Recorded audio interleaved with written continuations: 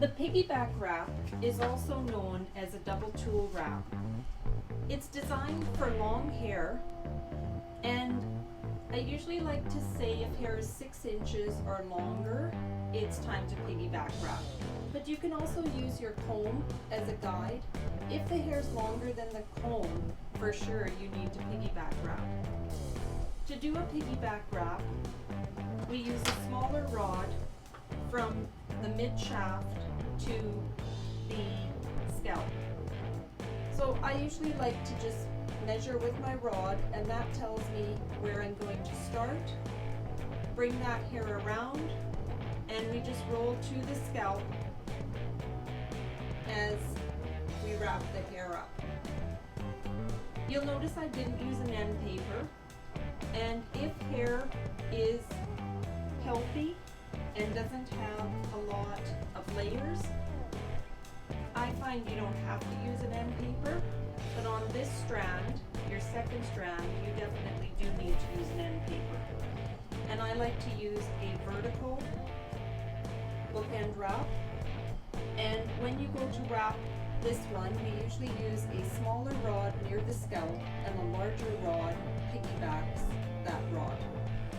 So I like to indent this one, and as you're rolling it, just sort of spiral it along your rod, and then you can secure it, and it just sits right on top. Now these do tend to fall over, and what you'll use, once I get another one in, I can use a perm pick to keep those piggyback rods in place. So everything remains the same, all the rules of perming. Our section needs to be the length of a rod. Our subsection needs to be the diameter of the rod. We need to work with our palm up.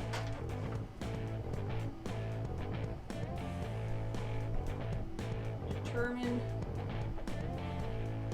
where your starting point is by using your perm rod to measure, and then roll that first rod mid shaft to scalp.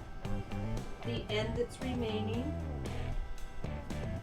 we use a vertical bookend, and we indent. The reason I like to indent is I find that if you don't indent, you end up with a straight section, so you'll have curl, curl, curl, a little bit of a straight line, and then more curl. So the indent prevents that from happening. So now we have 3 rods in. So the top rods, the purple rods, the larger one, we're going to use our perm pick, and this helps anchor and keep those rods in place.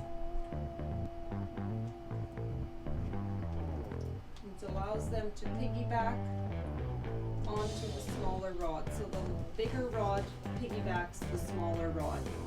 I'm just going to show you one if you want to use an end paper, if you need to use an end paper.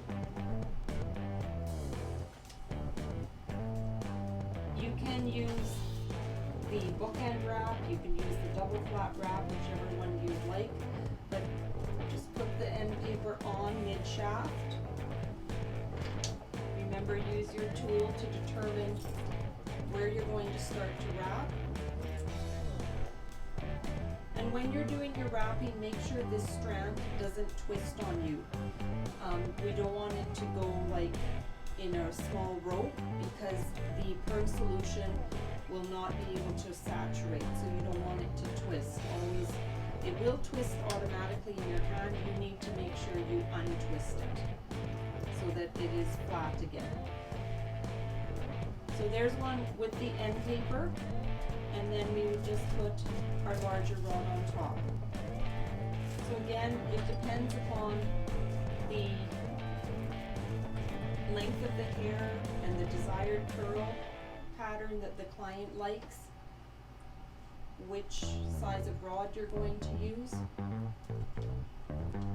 And the same with, as I mentioned earlier in some previous perm videos, try to use just a perm pick for every 3 rods. So I would need to get a new perm pick here and start again. I could join to the previous one. So that would be 1, 2, and then my next one would be 3. But we need to make sure that we're not putting the perm picks in too many rods because it adds added tension to the hair. So this is the piggyback wrap, also known as the double tool rod wrap. And remember that we start wrapping at the mid shaft and we roll up to the scalp with a smaller sized rod, and we use a larger rod on top. And when you do a test curl on this, always test the rod closest to the scalp, because often the ends are more porous and they will be ready, but you have to make sure that the hair near the scalp is reached that optimum S shaping. So that is the piggyback wrap.